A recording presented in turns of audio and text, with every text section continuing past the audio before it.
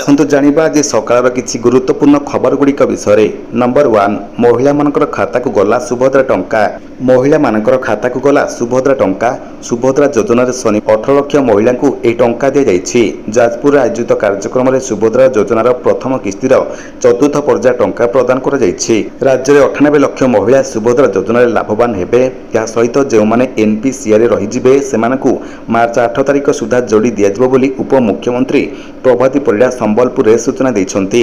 पूर्व पर्याय गुड़िकरे अनेक महिला को सुभद्रा टंका आसीथिले भी मोबाइल को कौनसी मेसेज आसी नथिला। एने अनेक हिताधिकारी व्यस्त होई पड़िथिले।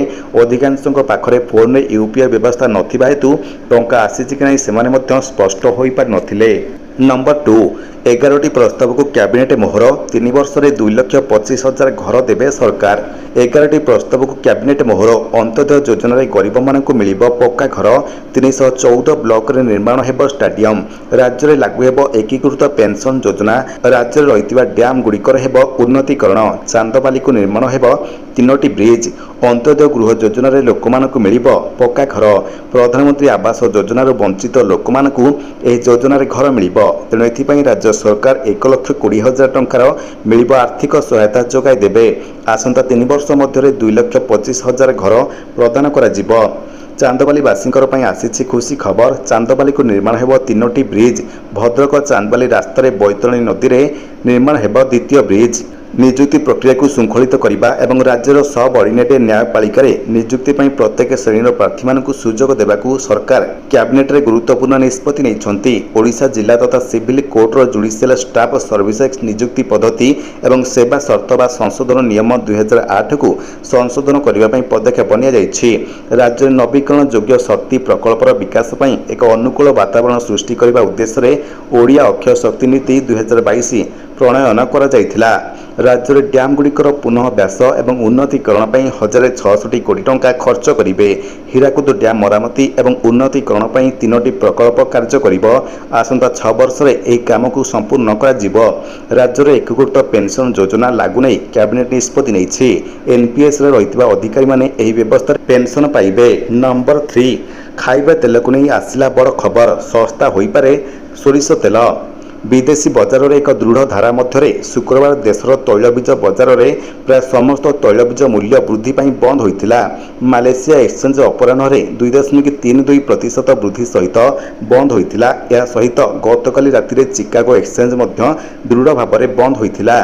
बजार सूत्र अनुसार आगामी अधिवेशन सोरिषर सर्वनिम्न सहायक मूल्य बा एमएसपी मार्च 28 तारिख में घोषणा होबार संभावना रही। नंबर 4, मे 4 तारिख में नीट यूजी परीक्षा। मे 4 तारिख में नीट यूजी परीक्षा। आसंता मे 4 तारिख में हेब नीट यूजी परीक्षा। एथिरे ओडिया समेत 13टी भारतीय भाषा हेब परीक्षा। एथिपाई आज मार्च 7 तारिख पर्यंत आवेदन करें छात्र छात्री। 1 मे एनटीए वेबसाइट रू मिलिबो एडमिट कार्ड। गोटे सिटिंग अपराह 2टा 5टार हेब परीक्षा।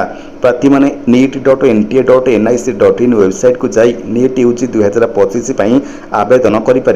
एनटीए यह स्पष्ट करिछि जे नीट 2025 एपीआर आईडी बाध्यतामूलक नुहे। भारत में डाक्तरी और आनुषंगिक पाठ्यक्रम नाम लेखा नीट यूजी है एकमात्र प्रश्नपत्र। नंबर 5, दिल्लीवासी मानकर आसला खुशी खबर। महिला को मासक मिलिब 2500 टंका। युवक मानक मिलिब 15,000 टंका। दिल्ली विधानसभा निर्वाचन फलाफल चित्र एवं प्राय स्पष्ट हो जाइए। जदि दिल्ली में भाजपा सरकार गठन करे तेज गरीब महिला माने प्रति मासरे 2500 टंका पाइबे। गरीब महिला माने 500 टंकार सिलिंडर पाइबे एवं होली दीपावली रे मागणा सिलिंडर पाइबे। गर्भवती महिला मानकु 21,000 टंकार आर्थिक सहायता मिलिबो। दिल्लीवासी को 10 लाख टंका पर्यंत मागणा चिकित्सार सुविधा मध्य मिलिबो। आयुष्मान कार्ड योजना रे 5 लाख टंका पर्यंत चिकित्सा जोगाई दिया जिवो। सेहीपरि ओपीडी सेवा और लैब परीक्षा मध्य मागणा हेबो बोली प्रतिश्रुति दिया जायछि। एबे दिल्ली रे 1700 रु अधिक अनधिकृत कॉलोनी रे रहउतिबा लोक माने सेमानकर घरर मालिकाना अधिकार पाइबे। नंबर 6, जियो ग्राहक मानकर पई आसिला खुशी खबर। एही सस्ता प्लान रे 28 दिन पई मिलिबो डाटा कॉलिंग और एसएमएस रो सुविधा। जियो निजर ग्राहक मानकर पई आनि दैछि आउ एक खुशी खबर। निकट रे कंपनी निजर किछि नुवा रिचार्ज प्लान आनिबा सहित किछि प्लान रे परिवर्तन मध्य करिछि। कंपनी 2टी नुवा प्लान को लॉन्च करिछि। एथिरे असीमित कॉलिंग एसएमएस सुविधा सहित आसीछि। ଏହା ସହିତ କମ୍ପାନୀ 199 ଟଙ୍କାର ପ୍ଲାନ୍ ସହିତ ପୁଣି ଥରେ ଯୋଡ଼ି ହୋଇଛି, ଯେଉଁଥିରେ 28 ଦିନ ପାଇଁ ଡାଟା କଲିଂ ଓ ଏସ୍ଏମ୍ଏସ୍ର ସୁବିଧା ଚାହୁଁଛନ୍ତି ସେମାନଙ୍କର ପାଇଁ ଏହି ପ୍ଲାନ୍ ଖୁବ୍ ଖାସ୍ ଓ ଉତ୍ତମ ହେବ ବୋଲି କୁହାଯାଉଛି। ନମ୍ବର 7 ଲକ୍ଷେ ମୁହାଁ ସୁନା ଦର ଅହୈତୁକ ବୃଦ୍ଧି ପାଇଁ ଗ୍ରାହକ ଚିନ୍ତାରେ। ଟେନସନ୍ ବଢ଼ାଇ ଚାଲିଛି ସୁନା ଦର। 10 ଦିନ ହେଲା ହୁ ହୋଇ ବଢ଼ି ଚାଲିଛି ରେଟ୍। ବିବାହ ଋତୁ ଚାଲିଥିବା ବେଳେ ସୁନା ଦରରେ ଅହୈତୁକ ବୃଦ୍ଧି ଗ୍ରାହକମାନଙ୍କର ପାଇଁ ଚିନ୍ତାର କାରଣ ପାଲଟିଛି। କେନ୍ଦ୍ର ସରକାର ବଜେଟ୍ ଘୋଷଣା କରିବା ଓ ଆମେରିକା ରାଷ୍ଟ୍ରପତି ଡୋନାଲ୍ଡ ଟ୍ରମ୍ପ କାନାଡା, ମେକ୍ସିକୋ ଓ ଚୀନ ଉପରେ ଶୁଳ୍କ ଲଗାଇବା ପରଠାରୁ ସୁନା ଦରରେ ନିଆଁ ଲାଗିଛି। ଭାରତୀୟ ବଜାରରେ 24 କ୍ୟାରେଟ୍ ସୁନାର ମୂଲ୍ୟ 10 ଗ୍ରାମ ପିଛା ରେକର୍ଡ 86,670 ଟଙ୍କା ହୋଇଛି। ଏହା ସହିତ 22 କ୍ୟାରେଟ୍ ସୁନା ମୂଲ୍ୟ 79,450 ଟଙ୍କା ଛୁଇଁଛି। ଇଣ୍ଟରନ୍ୟାସନାଲ ମାର୍କେଟରେ ଦର ବୃଦ୍ଧି ଓଡ଼ିଶା ମାର୍କେଟରେ ପ୍ରଭାବ ପଡ଼ିଛି। ଏଭଳି ଦର ବୃଦ୍ଧି ହେଲେ ଖୁବ୍ ଶୀଘ୍ର ସୁନା ଦର 1 ଲକ୍ଷ ଛୁଇଁବ ବୋଲି ଆଶା କରୁଛନ୍ତି ବ୍ୟବସାୟୀ। ନମ୍ବର 8 କ୍ୟାବିନେଟର ନିଷ୍ପତ୍ତି। ରାଜ୍ୟ କର୍ମଚାରୀମାନଙ୍କର ପାଇଁ ଲାଗୁ ହେବ ଏକୀକୃତ ପେନ୍ସନ୍ ଯୋଜନା।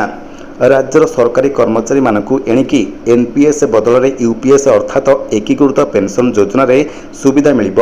ଯେଉଁ ରାଜ୍ୟ କର୍ମଚାରୀମାନେ ଏନ୍ପିଏସ୍ ବ୍ୟବସ୍ଥାରେ ପେନ୍ସନ୍ ପାଇବା ନିମନ୍ତେ ଯୋଗ୍ୟ ବିବେଚିତ ହୋଇଛନ୍ତି ସେମାନଙ୍କର ପାଇଁ ଏ ବ୍ୟବସ୍ଥା ଲାଗୁ ହେବ। ଏନ୍ପିଏସ୍ ଅଧୀନରେ ରହିଥିବା କର୍ମଚାରୀମାନେ ୟୁପିଏସ୍ ଚୟନ କରିବାକୁ କିମ୍ବା ଏନ୍ପିଏସ୍ ସହିତ ଜାରି ରହିବା ପାଇଁ ବିକଳ୍ପ ବାଛିପାରିବେ। ଏହି ୟୁପିଏସ୍ ବ୍ୟବସ୍ଥା ରାଜ୍ୟରେ 2025 ଏପ୍ରିଲ 1ରୁ କାର୍ଯ୍ୟକ୍ଷମ ହେବ।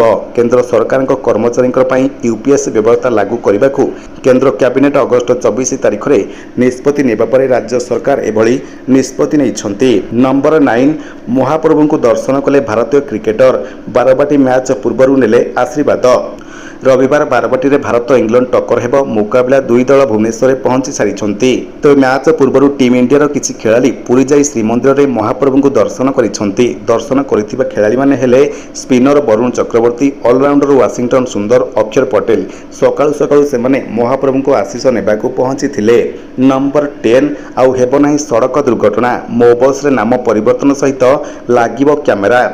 ମୋ ବସ୍ ନେଇ ବଡ଼ ସୂଚନା ଦେଲେ ନଗର ଉନ୍ନୟନ ମନ୍ତ୍ରୀ। ମୋ ବସ୍ର ନାଁ ପରିବର୍ତ୍ତନ ହୋଇ ହେବ ଆମ ବସ୍। ଏନେଇ କହିଛନ୍ତି ଗୃହ ଓ ନଗର ଉନ୍ନୟନ ମନ୍ତ୍ରୀ କୃଷ୍ଣ ଚନ୍ଦ୍ର ମହାପାତ୍ର।